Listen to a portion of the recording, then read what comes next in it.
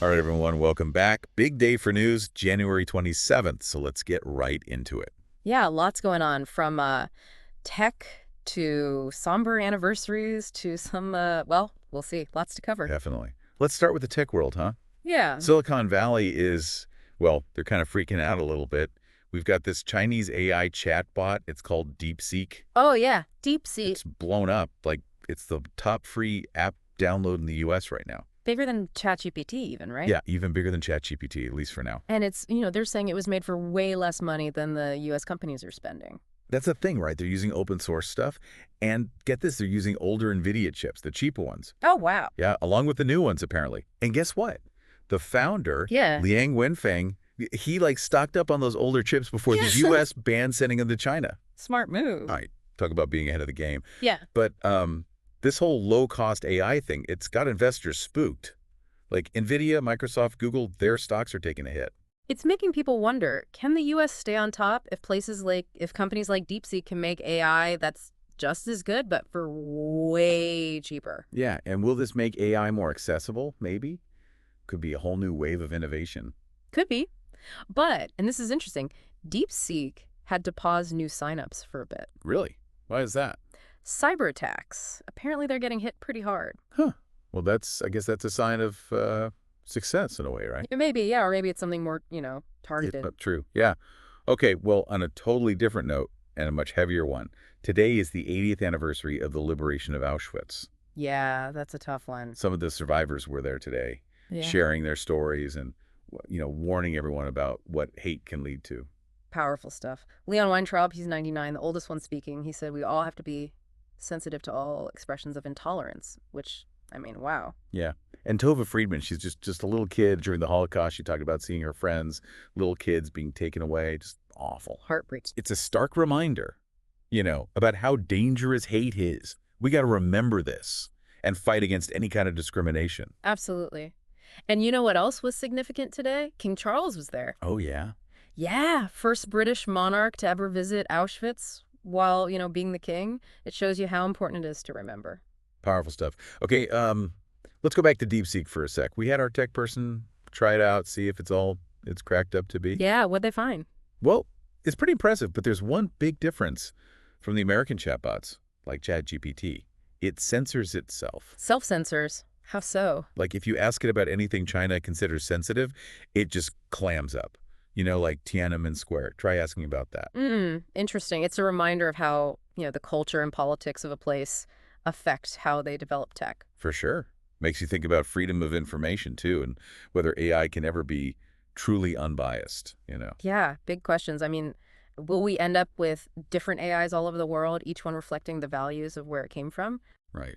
And how would that change the way information flows around the world? Exactly. Lots to think about there. So, switching gears completely now, there's some good news coming out of the conflict between Israel and Hamas. Oh, good. What's happening? They have a ceasefire right now, and it's allowing those Palestinians who had to leave their homes in North Gaza to finally go back. That's a relief, at least for them. Yeah, I mean, families are finally back together after 15 months of war, but a lot of them are going back to, well, basically nothing. Their homes are destroyed. Oh, man, that's rough. It's really highlights the terrible cost of conflict, Yeah. rebuilding everything, their lives, their communities. It's going to be a long road. Absolutely. And speaking of that conflict, what's the latest with the hostages? Sadly, Israel is saying that Hamas confirmed 8 of the 26 hostages that were supposed to be released have actually died. Oh, that's terrible. Yeah, a real tragedy for those families. Hamas is supposed to release 3 more on Thursday and another 3 by Saturday, so Hopefully those ones make it back safe and sound. fingers crossed. Diplomacy needs to work for everyone's sake. Agreed. All right, let's move on to, well, the Arctic, actually. Seems Denmark is making some big moves up there. What's going on? They're putting a ton of money, over $2 billion, into boosting their Arctic security. Yeah. New ships, drones, even satellites. Makes sense with all the attention the Arctic is getting. Ever since former President Trump wanted to buy Greenland. Oh, yeah, that was a wild time. It was. Greenland's, well, it's autonomous, but still part of Denmark. And it's got a really strategic location, plus all those minerals. Right. So Denmark's basically saying, hey, we're serious about protecting our interests up here. Exactly. It shows how important the Arctic is becoming for all sorts of reasons. Yeah. Economics, national security, even climate change. Yeah, lots going on up there.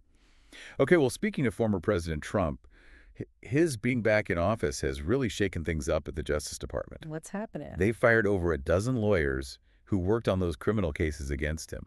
Yeah, the administration's saying they can't be trusted, but a lot of people are calling it an attack on the rule of law. Yeah, it's definitely raising concerns about whether politics is interfering with the legal system. Definitely. And on Yeah. top of that, President Trump just signed a bunch of executive orders that are going to, well, reshape the U.S. military. What kind of orders? One of them bans all those diversity, equity, and inclusion programs, the DEI stuff, Across the board. across the military, the whole Department of Defense, even Homeland Security. They're saying it'll help with recruitment. But critics are saying it's a step backwards, could hurt morale. Right. Another order brings back over 8,000 service members who were discharged for refusing the COVID vaccine. Wow, really? Yeah, full back pay and benefits too. Mm. Big win for those who oppose the mandates. But it does raise questions about, military readiness and how units will function with all these people back. Definitely a controversial move. Lot of ripple effects from that. Absolutely. Eh. From the courts to the military, it's clear President Trump is moving quickly to put his stamp on things. No doubt about that. So let's hop over to Europe for a sec.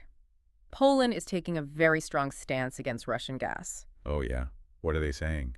They're saying those pipelines should never be used again, even after the war in Ukraine ends. No more Russian gas for Europe. Wow, that's a big statement.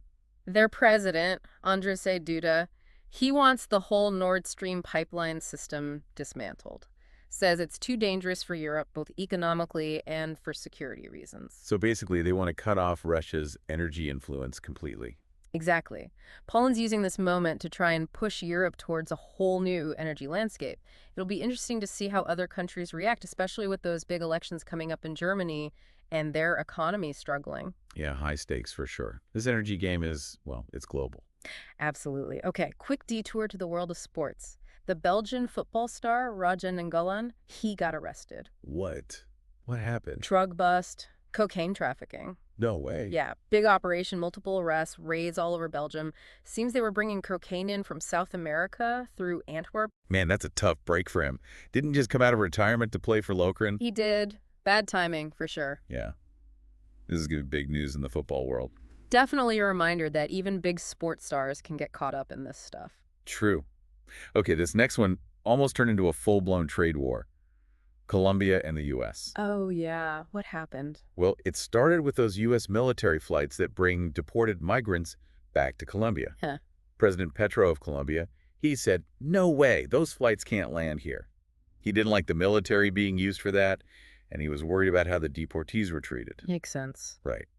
But President Trump, he threatened tariffs, visa restrictions, the whole 9 yards. Wow. So it got pretty heated. It did. In the end, Colombia backed down, but it shows you how serious the Trump administration is about immigration, and they're not afraid to play hardball. Yeah, that's a tough situation.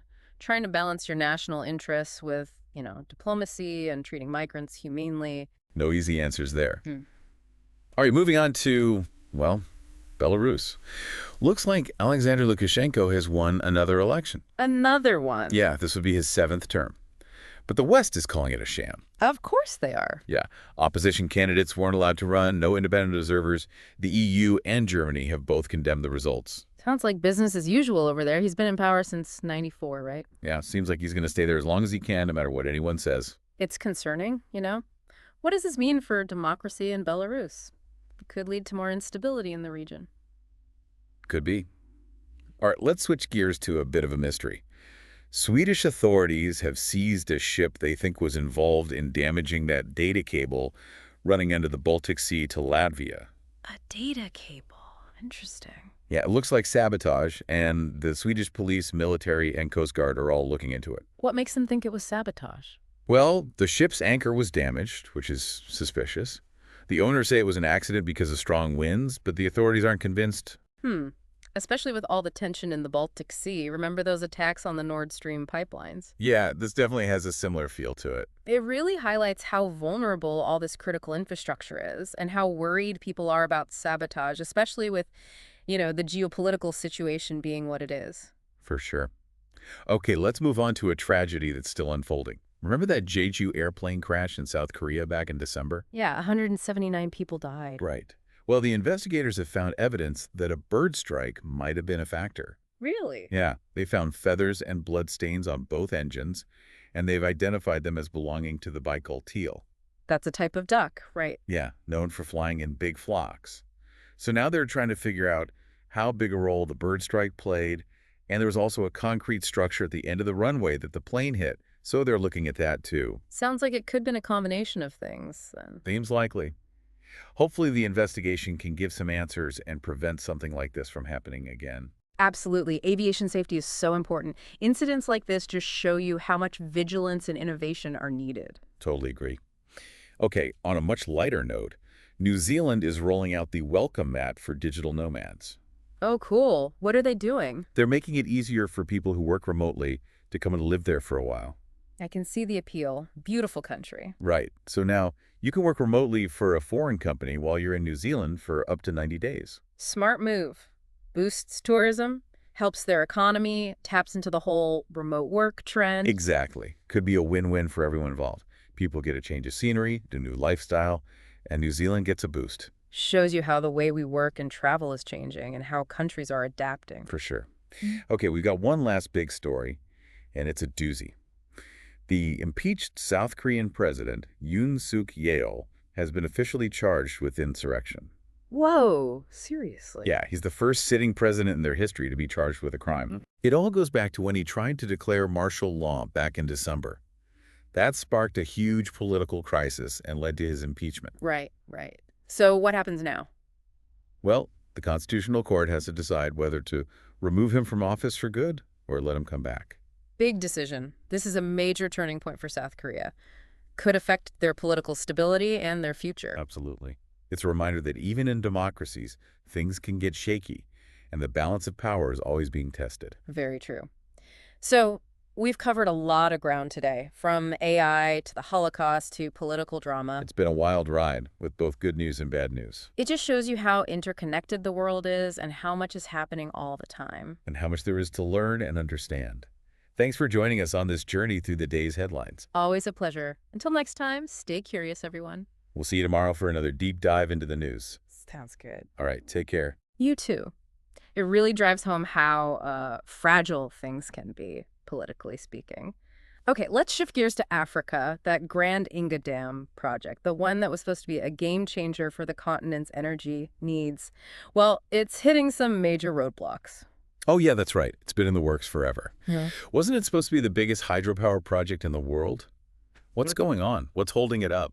It's a whole bunch of things, actually. First, there's the delays. I mean, it's been delayed for decades at this point. And then you've got the environmental impact. A lot of people are really worried about that. Yeah, the impact on the river and the communities that rely on it, that's got to be a huge concern. Definitely. And on top of all that, there's the issue of governance. Congo, the DRC, where the dam would be built, they've got a history of, well, corruption, mismanagement. It makes you wonder if they can really handle a project this big. Makes sense. So are those the main problems then? Environmental concerns, political instability, logistics? Pretty much. And to make matters worse, one of their main partners just bailed on the project. Oh, who is that? The Chinese company, Three Gorges Corporation. They were putting up a lot of the money and providing a ton of technical expertise, so that's a major setback. So is that it then? Is the Inga Dam dead in the water? Hard to say for sure. Some people think a new partner might come along, but it's risky, A lot of uncertainty around this whole project. Yeah. What a shame. It could have been huge, but I guess the risks and the challenges, they might just be too much to overcome. It's a tough one. It shows you how hard it is to balance big development goals with protecting the environment and making sure things are done right, ethically. For sure. Definitely a story to keep an eye on. Well, I think we've covered just about everything today. AI, the Holocaust, political shakeups, even a little good news here and there. It's been a whirlwind, that's for sure. From tech advancements to geopolitical tensions, we've seen a bit of everything today. Yeah, it just goes to show there's always something happening in the world, and it's all connected in one way or another. Exactly. Well, that's all the time we have for today. Thanks for joining us as we unpack these complex issues. We appreciate you tuning in. And we'll be back tomorrow with a fresh batch of headlines and analysis. Always something new to learn. Until next time, stay curious, folks. And stay informed. See y'all tomorrow. Yeah, definitely a lot to unpack today. That Grand Inga Dam in Africa, that was supposed to be like a huge deal. Biggest hydropower project ever made. What happened there? Why isn't it, up and running already? Well, they've had delay after delay for years, and the environmental concerns are, well, they're not going away. Right, the impact on the river, the wildlife, the people who depend on it. Exactly. And then there's the whole question of whether, Congo, can they actually manage a project this big? They haven't exactly got the best track record with these kinds of things, transparency and all that. Yeah, I see what you mean. So it's kind of a perfect storm, environmental worries, political instability, and just the sheer scale of the project. Pretty much. And then on top of all that, their main partner pulled out. Really? Who is that? A Chinese company, Three Gorges Corporation. They were funding a big chunk of it and providing all sorts of technical know-how. It's a huge blow to the project. So what now? Is the Inga Dam just, like, a pipe dream? It's on shaky ground, that's for sure. Someone might step in, but it's a big risk. The whole thing is kind of up in the air right now. It's a shame, really. The potential is there, but I guess reality has a way of, complicating things. It does. It shows you how tough it is to get these massive projects off the ground, especially when you've got so many factors at play. The environment, politics, economics, everything's got to line up just right. Absolutely. Well, I think that about covers it for today. We've gone from AI to the Holocaust to political shakeups, even a bit of good news sprinkled in there. It's been a roller coaster, that's for sure. The world keeps spinning, doesn't it? It does, and there's always more to learn and understand. Thanks, everyone, for listening today. Yeah, thanks for joining us on this whirlwind tour of the news. We'll be back tomorrow with a fresh look at what's happening in the world. Stay curious, folks. And we'll see you then.